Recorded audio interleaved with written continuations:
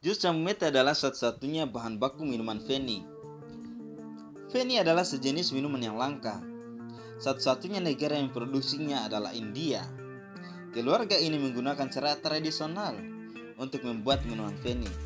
Tapi jus yang dihasilkan dari injakan kelihatannya sangat aneh. Ini adalah cara tradisional dan sudah berlangsung 500 tahun. Sekarang sudah sangat jarang orang menggunakan cara ini. Pria yang mengenakan sepatu itu bernama Santos. Mereka sekeluarga membuat Feni dengan cara tradisional, kemudian menjualnya. Tiap bulan Maret April adalah musim produksi minuman Feni. Tiap subuh Santos sekeluarga akan pergi ke tanah mereka dan mencari jambu mete yang sudah matang. Menggunakan tangkai yang ujungnya memiliki jarum untuk mengumpulkannya. Nenek tua ini adalah orang yang paling tua di keluarganya. Dia sudah membuat Feni selama 60 tahun. Setelah suaminya meninggal, dia yang melanjutkan bisnis minuman Feni keluarganya. Pohon jambu mete sangat unik. Dia bisa menghasilkan dua jenis buah. Satunya adalah kacang mete, satunya lagi adalah buah jambu mete. Kacang mete berada di tengah-tengah buah, dan yang digunakan untuk minuman Feni adalah buahnya. Setelah terkumpul penuh, sekeluarga bersama-sama mengumpulkannya dan menjualnya ke pabrik olahan. Pabrik olahnya akan melakukan proses selanjutnya, kemudian dijual. Sekarang saatnya beraksi dengan satu. Santos sudah membantu ibunya dari kecil dengan pengalaman selama 25 tahun untuk mengeluarkan sari-sari buah. Tapi sepatu yang menginjak buah ini langsung menginjak buah. Sesuatu yang cocok kah? Kelihatannya Santos memiliki bakat untuk membuat minuman Feni. Dulu mereka menggunakan sebuah tongkat kayu untuk memukul buah, tapi kemudian mereka menemukan cara lain, yaitu dengan menginjak lebih efektif. Kemudian sari-sari buah keluar. Santos perlahan-lahan mengambilnya. Untuk menghindari tidak tergelincir, ia kira-kira memerlukan waktu selama 1 jam. Kemudian di dasarnya semuanya dipanaskan. Jadi suhu panas yang hampir 100 derajat akan membuat orang kepanasan. Setelah selesai, hadiah yang paling berarti adalah segelas jus jambu mete. Ini mungkin tidak akan bisa membeli di toko. Santos mengumpulkan hasil injakannya menjadi satu, kemudian mengikatnya dengan tali. Ini mau ngapain ya? Tali dililitkan ke buah Feni dan ditimpa dengan beberapa batu. Tujuannya adalah untuk memeras setitik jus terakhir dan ditahan selama 2 hari. Bila menggunakan mesin, akan lebih mempermudah dan mempercepat proses. Tapi Santos tidak melakukan apa-apa. Dia berpikir mereka orang miskin, tidak sanggup untuk membeli mesin dan hanya bisa menggunakan kaki. Dan mesin juga mudah berkarat. Bau karatan bisa mengaruhi kualitas minuman.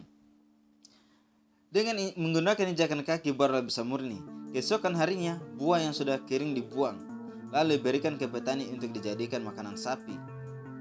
Kemudian tiap ember dilakukan penyaringan. Biarkan jus jambu mete berfermentasi selama 2 atau 3 hari. Kemudian dituangkan ke dalam wadah.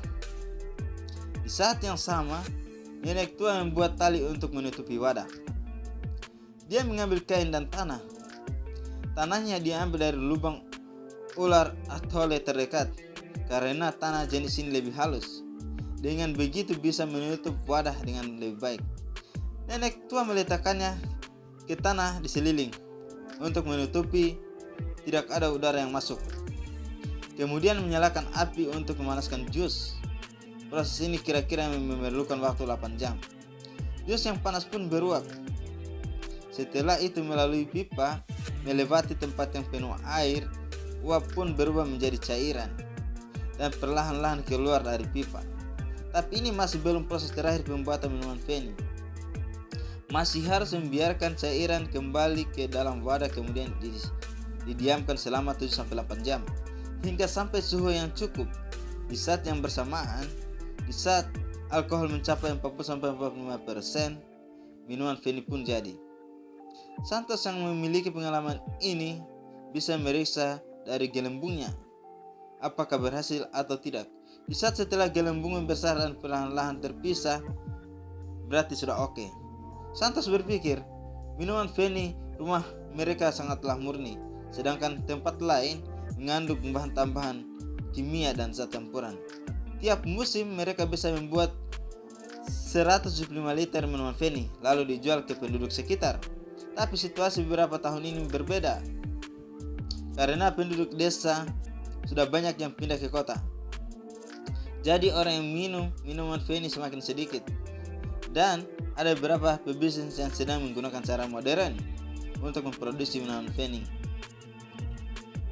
Sedangkan Santos masih menggunakan cara tradisional, sehingga hanya bisa menghasilkan jumlah yang sedikit. Di saat yang sama, mereka juga tidak memiliki modal untuk mengembangkan bisnis.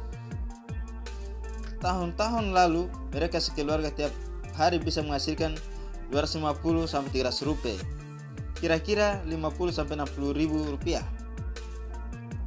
Dan tahun ini semakin berkurang. Bagi keluarga Santos, mereka tidak bisa memastikan mereka bisa bertahan berapa lama. Tapi ini adalah satu-satunya usaha mereka selama belasan tahun. Mereka sangat kebingungan bagaimana dengan masa depan mereka.